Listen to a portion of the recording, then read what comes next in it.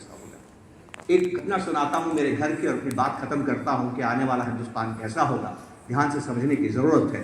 कुछ चंद वर्षों पहले की बात है, तब मेरी माँ थी, आज अब तो दुनिया में नहीं है। मेरे घर की नाली चौक हो गई।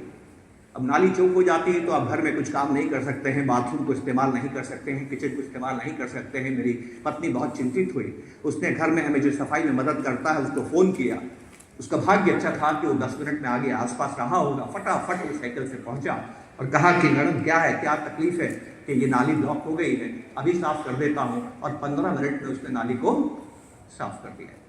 और साफ करने के बाद बोलता है, हाथ वाथ धोने के बाद, मैडम 500 रुपये। मेरी वाइफ गवर्नमेंट टीचर हैं, कहती हैं कि मैं इतनी मेहनत करती हूँ, 8 घंटे बच्चों को पढ़ाती हूँ, इलेक्शन का काम करती हूँ, यूपीएससी एसएससी के भी काम करती हूँ, डेटा का भी काम करता हूँ, समाज कल्याण का काम करती हूँ, तब सरकार जो तनख्वाह देती है उसमें भी 15 मिनट के 500 नहीं मिलते हैं। और तुम्हें 15 मिनट में इस काम के 500 रुपये चाहिए, तुम 200 रुपये ले लो, वो वाजिब है। वो कहता नहीं, लगेंगे तो 500 रुपये ही लगेंगे। उनकी बहस सुन के मेरी माँ बाहर आती है। मेरी माँ पूछती है, बहू क्या हुआ? तो मेरी पत्नी कहती है कि माँ ये आयत है और उन्होंने नाली साफ की और 500 रुपये मांग रहे हैं। माँ नाली को देखती है, फिर उसकी शक्ल देखती है और मेरी पत्नी से कहती है, वैसे तो इस काम का वाजिब कीमत 20 रुपया है, पर तूने 200 बोला है तो 50 दे दे। तो 50 दे दे। अब मैं इस बहस में मत जाइए कौन सही है कौन गलत है, वो बहस बेमानी है, ठीक है। अब वो बहस कर रहे हैं, इतने में मेरा बेटा कॉलेज से आ गया।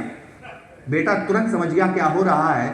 बेटा मेरी माँ अपनी माँ का हाथ पकड़ के घर के अंदर लेके जाता और कहता, माँ एक बात बताओ, ये 10 मिनट में आ गया, नहीं आता तो क्या तुम दिन भर कुछ काम कर सकती थी? तुम्हें कितना तनाव होता था? क्या तुम्हारे पास दूसरा विकल्प है? क्या तुम ये खुद काम कर सकती थी? मेरी पत्नी ने कहा, नहीं मैं कुछ भी नहीं कर सकती थी, और वो नहीं आता तो बहुत दिक्कत हो जाती। तो वो कहता है, माँ आपको कितनी शांति उसने दी है, उसको आप 500 रुपये भी दीजिए और 50 की टिप भी दीजिए। अब मेरे घर में 3 जनरेशन है। मैं इस बहस में नहीं जाना चाहता कि कौन सही है कौन गलत है। मैं सिर्फ आपको एक बात कहना चाहता हूं, आप 2025 में निवेश कर रहे हैं। 2030 का हिंदुस्तान, 2035 का हिंदुस्तान, 2040 का हिंदुस्तान मेरे बच्चे के कंधे पे निर्भर करता है कि माँ के कंधे पे। ये समझने की बात है। मेरी माँ तो दुनिया में। आप आने वाला समय कैसा देखते हैं, इसके लिए आपको बड़ों को नहीं देखना। हम सभी अपने वक्त में जीते हैं दोस्तों, हम सभी अपने वक्त में जीते हैं। हमें बच्चों से सीखना है। और मैंने एक बात गौर से दुनिया में देखी है, हर नया मोबाइल पिछले से अच्छा होता है। तो हमारे बच्चे हमसे ज़्यादा होशियार हैं, इस बात से सावधान रहिए। आपको नॉर्मली लगता है कि नहीं हम ज़्यादा समझते हैं बच्चों से, ऐसा नहीं है। उनके पास हमारी समझ तो है ही, और उनके पास बहुत ज्ञान भी है। तो हिंदुस्तान की जीडीपी ग्रोथ रेट क्यों होगी, मैंने अपने बच्चे से सीखी है।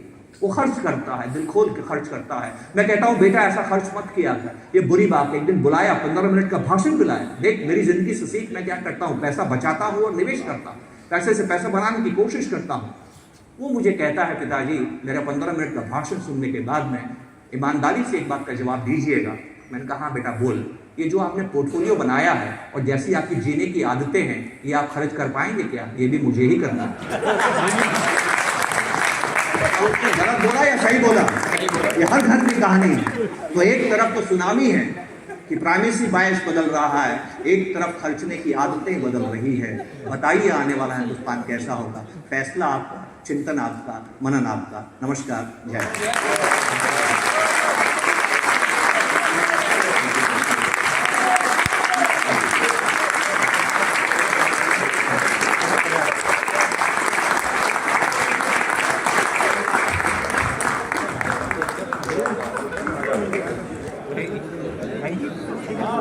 समझ गया? सही बात है। I think we are all speechless now. At least I for sure am. But we have to move forward. I would request Ajay Sharma ji and Sanjay Bhan ji to please